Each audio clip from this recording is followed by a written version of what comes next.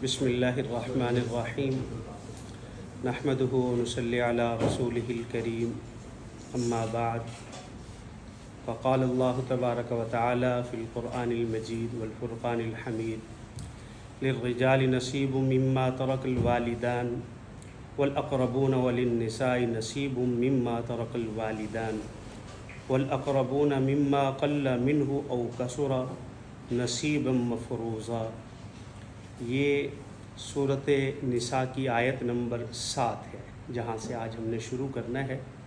आयत नंबर 7 से शुरू करना है। इससे पहले हमने कल 6 आयत इसकी पढ़ी थी।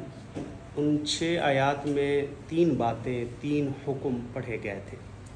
सबसे पहली आयत में तो अल्लाह रब्बुल इज़्ज़त ने इंसान की तख्लीक को ज़िक्र किया था कि हमने इंसान को, आदम को मिट्टी से पैदा किया और फिर हज़रत हव्वा को आदम की पसली से पैदा किया। फिर दूसरे नंबर पर अल्लाह ताला ने यतीम के मालों का हुक्म बयान किया था कि यतीम के मालों को कैसे हिफाजत करनी है उनकी। जब यतीम बालिग हो जाएं, 18 साल की उम्र को पहुंच जाएं, और फिर उसके बाद बुलूगत के बाद एक शर्त और रखी थी कि खाली बालिग ना हो जाए बल्कि उनमें शऊर भी आ जाए, समझ भी आ जाए, माल की नफ़ा और नुकसान की उसको समझ भी हो, फिर उसका माल अच्छे तरीके से उसको वापस कर दिया जाए। और तीसरे नंबर पर फरमाया था कि यतीम का माल अपने माल के साथ मिलाया ना जाए और अपना बुरा माल, खबीस माल यतीम के अच्छे माल के साथ ना मिलाए।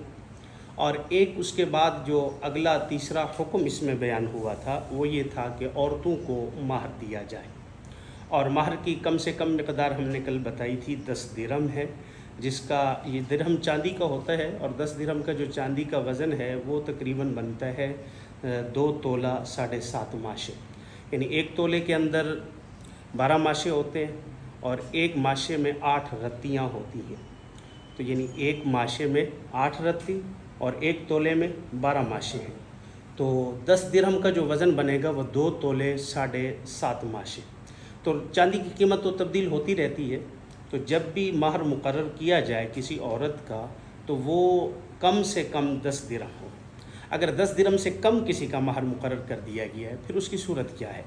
मसलन इस वक्त अगर महर जो कम से कम मुकर्रर हो रहा है, जो 10 दिरहम की कीमत बन रही है, वो 10,000 से कुछ ऊपर बन रही है, नीचे नहीं बन रही।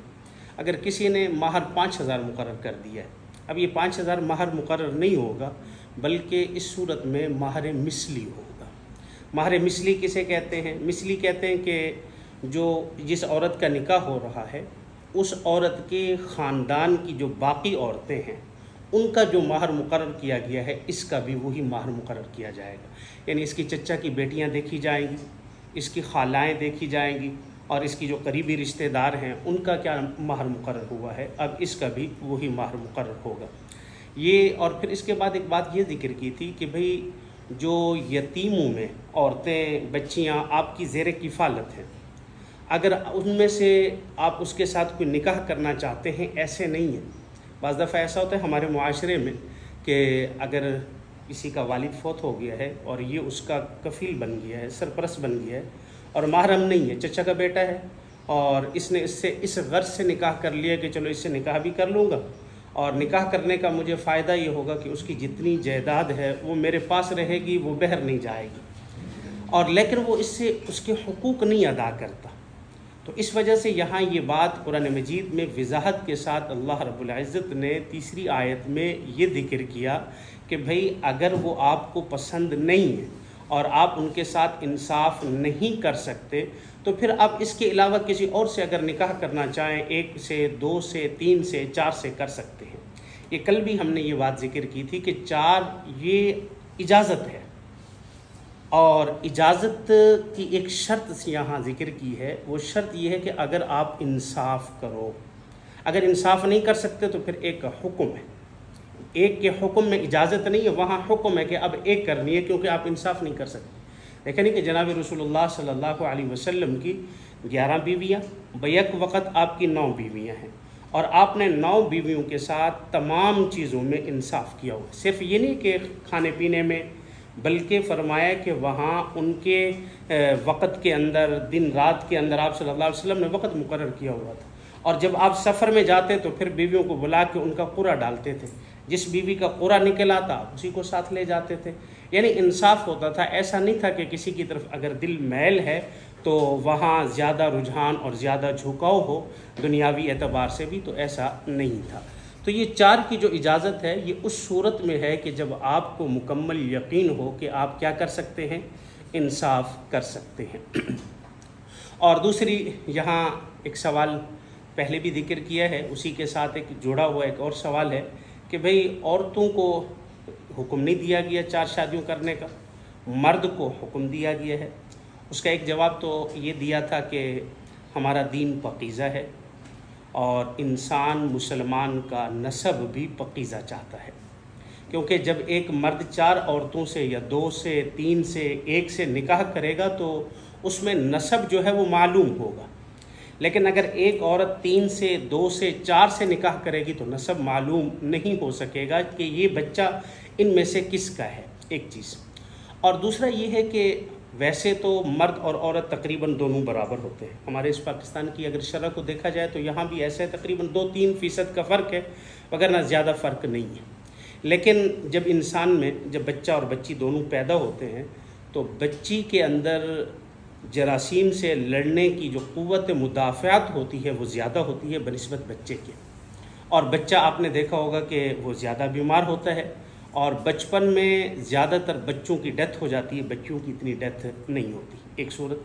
दूसरी सूरत ये है कि अगर दोनों बड़े भी हो गए और जो बच्चियां हैं उन्होंने ज़्यादातर एक 4 दीवारी में रहना होता है, महदूद चीज़ों के अंदर रहना होता है, और जो मर्द हैं उन्होंने बाहर भी जाना है, हवादिसात का शिकार भी होना है और इसी तरीके से मसाइब का शिकार भी होना है, तो उनकी वहाँ डेथ ज़्यादा होती है। तो जब शुरू में शरह बराबर आ रही है और आगे अमवात ज़्यादा हो रही हैं मर्दों की बनिस्बत किसके, औरतों के, तो इस सूरत में औरतों की शरह ज़्यादा हो गई और मर्दों की शरह क्या हो गई है, कम हो गई है। तो इस वजह से भी एक हुक्म इसलिए दिया गया है ताकि औरतों की किफ़ालत हो सके। तो इसके बाद जो आज ज़िक्र किया गया है आयत नंबर 7 के अंदर, लिर्रिजाल के मर्दों के लिए हिस्सा मुकर्रर है, मिम्मा तरकल वालिदान, तारका कहते हैं किस में से, जो कुछ छोड़ कर जाएँ वालिदैन, माँ बाप जो छोड़ जाएँ, मर्दों के लिए भी वह है, वल अक़रबून और रिश्तेदारों में से अगर कोई कुछ छोड़ कर गए उस रिश्तेदारों की जायदाद में से मर्दों को हिस्सा मिलेगा। वलिन निसा और औरतों को भी नसीबुन हिस्सा मिलेगा, मिम्मा तरकल वालिदान जो कुछ औरतों के वालिदैन छोड़ कर गए हैं, और जो उनके रिश्तेदारों से जो हिस्सा है वो भी औरतों को मिलेगा। मिम्मा कल्ला मिन्हु, खा वो थोड़ी जायदाद हो, औ कसुरा या वो ज़्यादा जायदाद हो, ये इनके हिस्से नसीबम मफरूज़ा का मतलब ये है कि हर एक के हिस्से कुरान मजीद के अंदर मुकर्रर किए गए हैं। यहाँ से अल्लाह रब्बुल इज़्ज़त ने विरासत के कानून की इब्तदा फरमाई है। देखिए इस आयत का जो शान नुज़ूल है, शान नुज़ूल कहते हैं कि उस आयत के नाजिल होने की कोई ख़ास वजह या कोई ख़ास वाक़या, वो एक हदीस मुबारक है। हज़रत जाबिर रदी अल्लाह ताला अन्हु से एक हदीस है, बल्कि हज़रत अब्दुल्ला बिन अब्बास रदी अल्लाह ताला अन्हु की रिवायत है।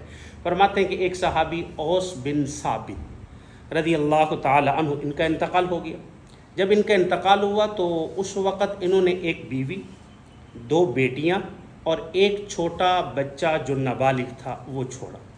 और उस वक़्त अरब में जो जहालत का कानून विरासत था वो ये था कि मुअन्नस औलाद को हिस्सा बिल्कुल नहीं दिया जाता था, औरतों को हिस्सा नहीं, और मुज़क्कर में भी उसको हिस्सा दिया जाता था जो लड़ने के काबिल होते थे, यानी जो तलवार उठा सकते हैं, जो घोड़सवारी कर सकते हैं, तीर अंदाज़ी कर सकते हैं, उसको तो हिस्सा मिलता था। जो छोटे होते उसको हिस्सा नहीं मिलता।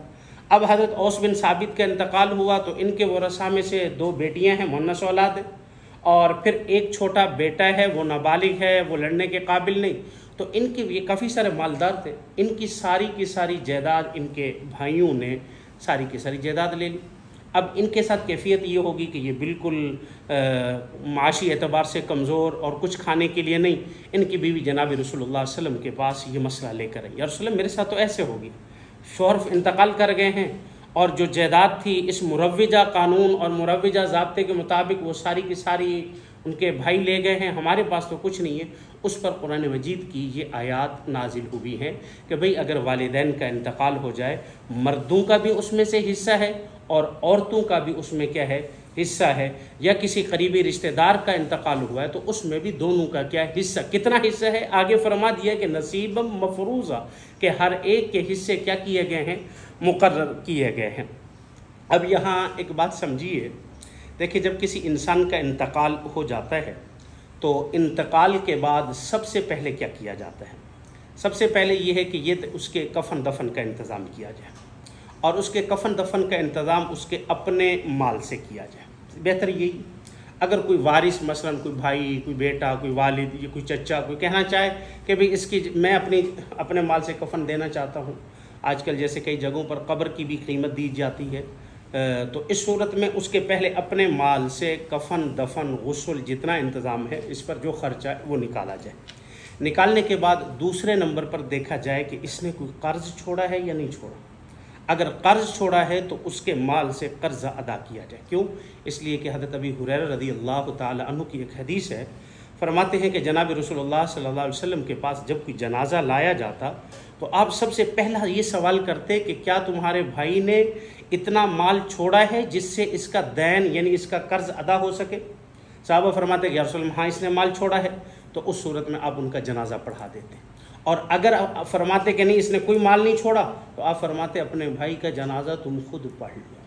इसी तरह एक दूसरी हदीस में आता है, आप सल्लल्लाहु अलैहि वसल्लम ने फरमाया कि इंसान की, मोमिन की रूह जन्नत में जाने से लटकी रहती है उस कर्ज़ की वजह से जो कर्ज़ उसने देना होता है।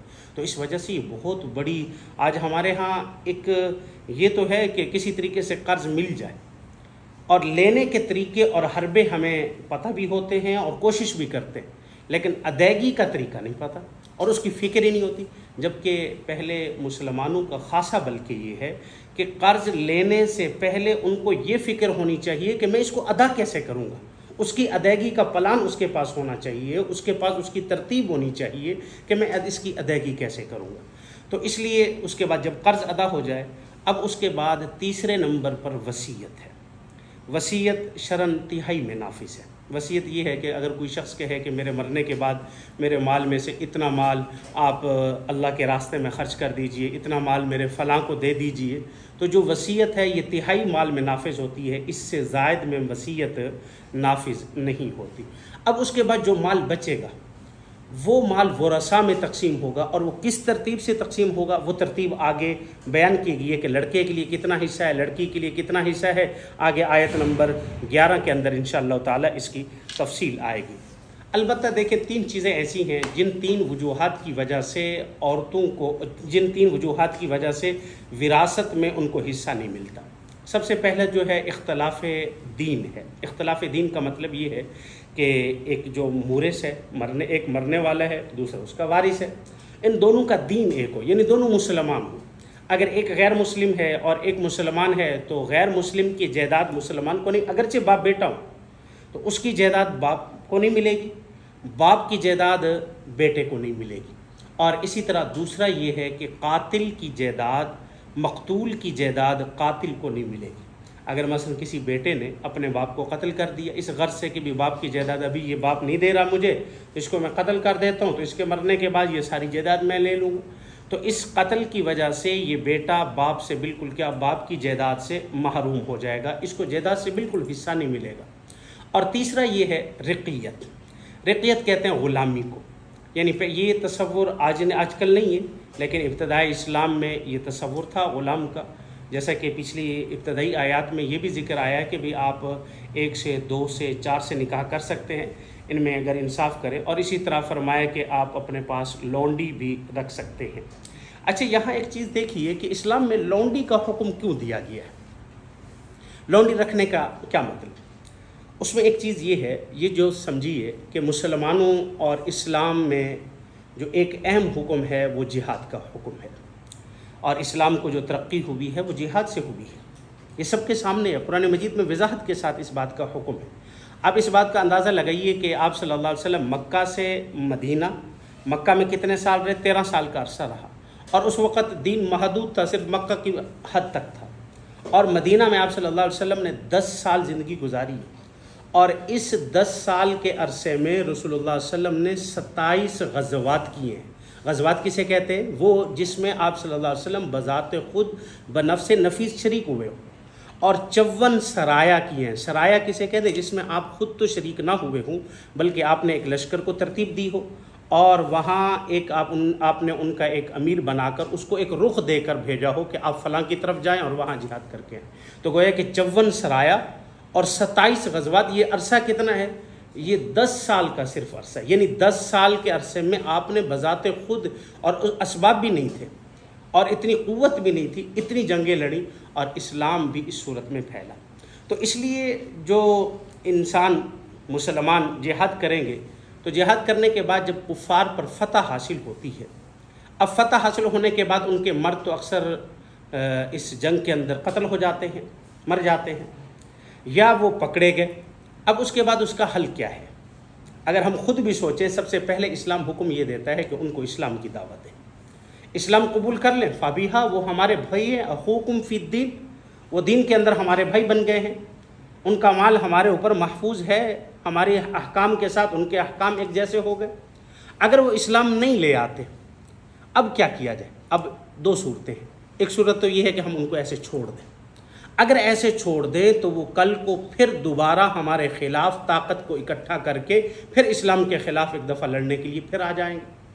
अगर उनको ऐसे नहीं छोड़ते, फिर दूसरी सूरत ये है कि उनको हम अपनी मलकियत में ले लें, क्योंकि आमतौर पर मर्द कत्ल हो जाते हैं, औरतें और बच्चे आ जाते हैं। औरतें और बच्चों को कत्ल भी नहीं कर सकते, ये जुल्म है। अगरचे गैर मुस्लिम है, लेकिन इस्लाम में उनको कत्ल करना भी जायज़ नहीं है। तो इस वजह से फरमाया कि जो आखिरी सूरत बचती है उनको अपनी मिल्क में ले लेना। तो इस औरत को, इसको मिल्क में ले लेने को अरबी में लौंडी बना लेना कहते हैं। अच्छा, इस लौंडी बना लेने का मकसद उससे खिदमत लेना या उससे अपने कामकाज लेना, ये ज़्यादातर अक्सर मकसद ये है। उसमें ये नहीं है कि उसमें आप बाकी चीज़ें, या ये है कि आप उसके साथ रिलेशनशिप कायम करें, ये जायज़ है, लेकिन असल मकसद सिर्फ क्या है कि इस्लाम की हिफाजत है और उसको अपनी मिल्क में रखना है। इसी वजह से अब इस्लाम के अंदर आप सल्लल्लाहु अलैहि वसल्लम ने ग़ुलाम और लौंडी को आज़ाद करने के बहुत ज़्यादा फ़ज़ाइल बयान किए। आप अंदाज़ा लगाएं कि मुसलमान रोज़ा रखता है, अगर रोज़ा तोड़ देता है तो आगे उसका कफ़ारा है। अब कफ़ारे में क्या जिक्र किया गया कि वो ग़ुलाम आज़ाद करे। इसी तरीके से कसम का कफ़ारा है और कसम को तोड़ दिया तो अब सबसे पहले यही है कि एक ग़ुलाम या लौंडी आज़ाद करे। तो यानी ये आज़ाद का, जब एक आज़ाद हो गई तो वो फिर हमेशा के लिए आज़ाद है, फिर वो ग़ुलाम नहीं है। तो इसलिए इसमें जो पहली चीज़ है वो यही है कि इस्लाम अपने इस्लाम को मजबूत करने के लिए उनको अपनी मलकियत में ले रहे हैं। बाकी इसमें कोई नफ्स की ख्वाहिश या कोई ऐसी चीज़ बिल्कुल हरगिज़ नहीं है। अब इसके बाद अगली आयत आप देखिए कि आयत नंबर 11, इसमें आयत नंबर 11 में यूसीकुमुल्लाह, अल्लाह ताला तुम्हें वसीयत करते हैं, फ़ी औलादिकुम, तुम्हारी औलाद के बारे में। क्या वसीयत करते हैं? लिज़्ज़करि मिस्लु हद्दिल उन्सयैन, कि लिज़्ज़कर कहते हैं मुज़क्कर को, कि मुज़क्कर के लिए 2 हिस्से हैं मुअन्नस की निस्बत, यानी मुअन्नस को 1 हिस्सा मिलेगा। यहाँ जायदाद बयान कर रहे हैं, जब जायदाद तकसीम होगी मुज़क्कर को 2 हिस्से, मुअन्नस को 1 हिस्सा। अब यहाँ एतराज़ होता है कि ये तो ना इंसाफ़ी होगी कि औरत को 1 हिस्सा और मर्द को 2 हिस्से, हालांकि इंसाफ तो ये था कि दोनों को क्या दिए जाए। देखें, पहली बात तो ये है कि जो चीज़ कुरान मजीद में आ जाए, हम अल्लाह के बंदे हैं और उसमें किसी मुसलमान को चूँ चरा करने की ज़रूरत नहीं है सिवाय ताबेदारी के और कुछ नहीं। लेकिन अगली बात यह है कि इस्लाम में कोई हुक्म बग़ैर हिकमत के नहीं है। इसमें हिकमत क्या है? इसमें 2 चीज़ें हैं। पहली बात तो ये है कि अल्लाह ताला ने मर्द के ज़िम्मे औरत की किफ़ालत लगाई है। जब एक आदमी किसी औरत से निकाह कर लेता है, अब उसके ऊपर मर्द के कुछ हुकूक हैं और औरत पर मर्द के हुकूक और औरत के मर्द पर कुछ हुकूक हैं। औरत का जितना नाम नफ़क़ा है, वो मैं अक्सर कहता हूँ, हमारे पास तकरीबन दारुल इफ्ता में जितने मसाइल आते हैं मियाँ बीवी के झगड़ों के, जब उनकी एक मेन वजह देखते हैं, वो एक वजह निकलती है। वो वजह क्या होती है कि वो वजह ये है कि मैं अलग घर चाहती हूँ और ये मुझे अलग घर नहीं देते, मैं इनके वालिदैन से अलग रहना चाहती हूँ, ये मुझे अलग नहीं देते। साहिब हिदाया ने, हिदाया ये फ़िक़्ह की एक किताब है, ये तकरीबन 4 जिल्दों में, बड़ी ज़ख़ीम और बड़ी बेहतरीन किताब है, दरस निज़ामी में ये पढ़ाई जाती है अल्हम्दुलिल्लाह।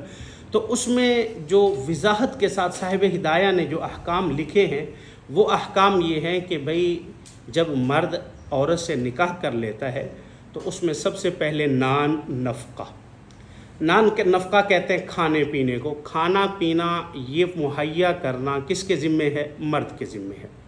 और फिर उसके बाद दूसरे नंबर पर सुकना, सुकना किसे कहते हैं? सुकना कहते हैं रिहाइश को।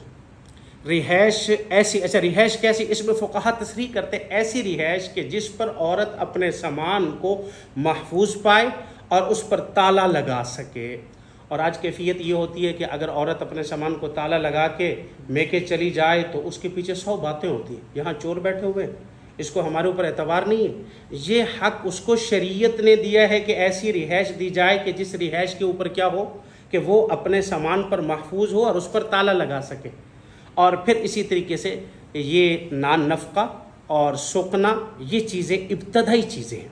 अच्छा, घर कैसा हो?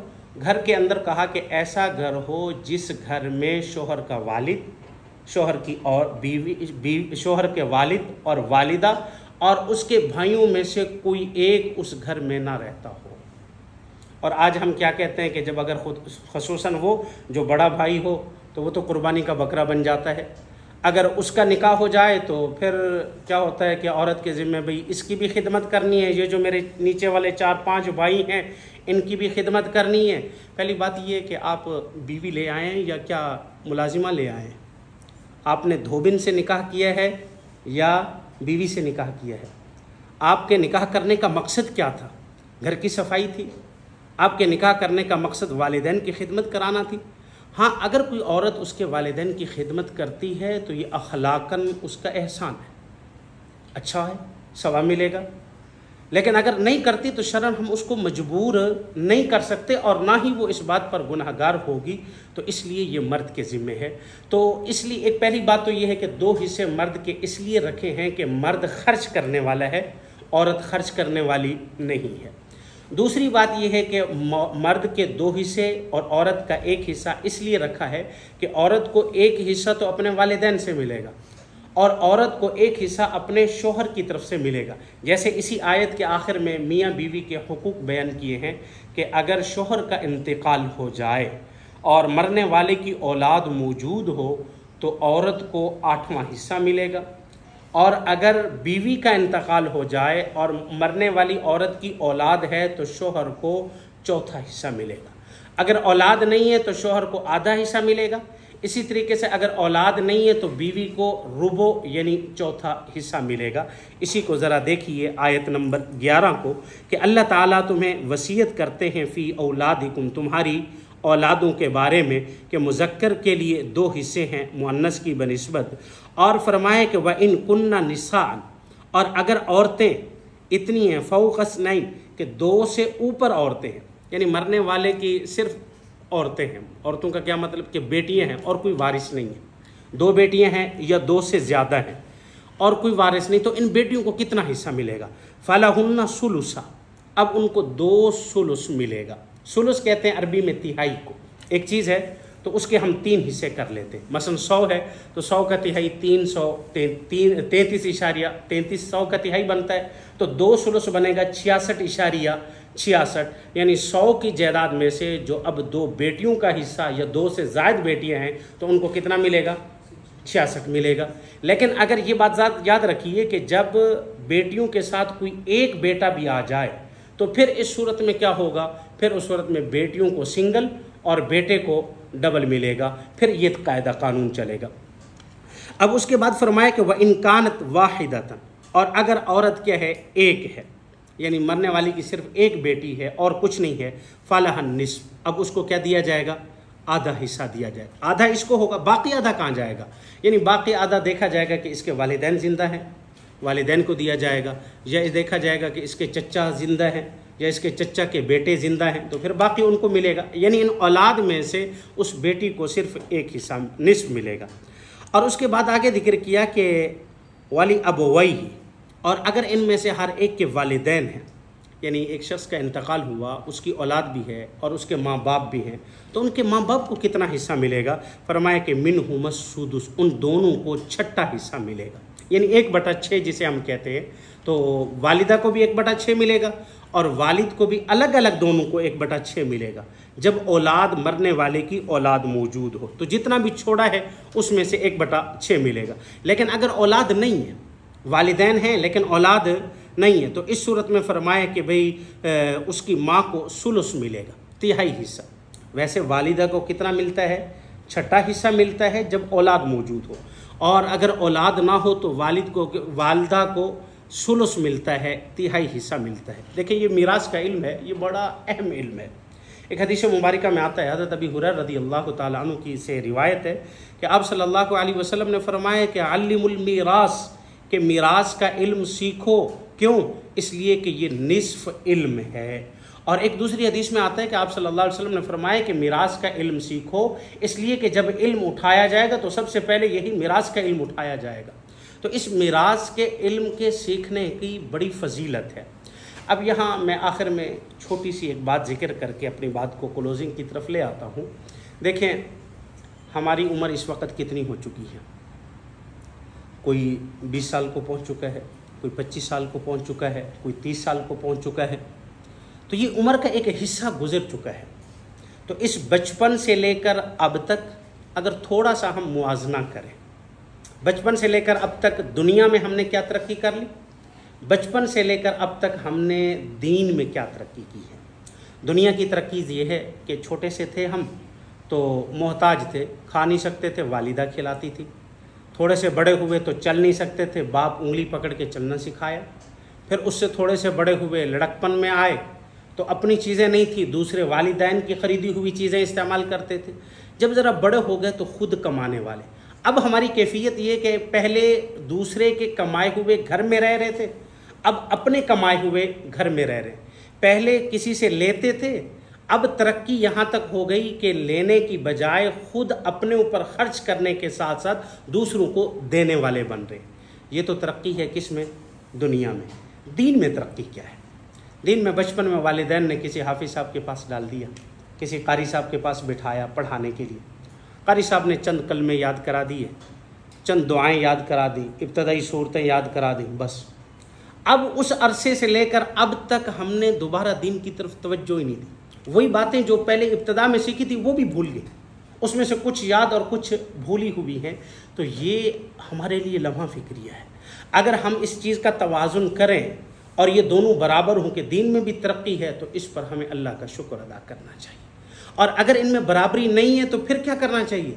फिर हमें फ़िक्रमंद होना चाहिए कि क्या हमसे सवाल नहीं होगा कि इस दुनिया के अंदर सिर्फ दुनिया के ही मकसद के लिए हम आए हैं? नहीं, दुनिया है, दुनिया के साथ साथ हमने किसको बनाना है? आखिरत को भी बनाना है।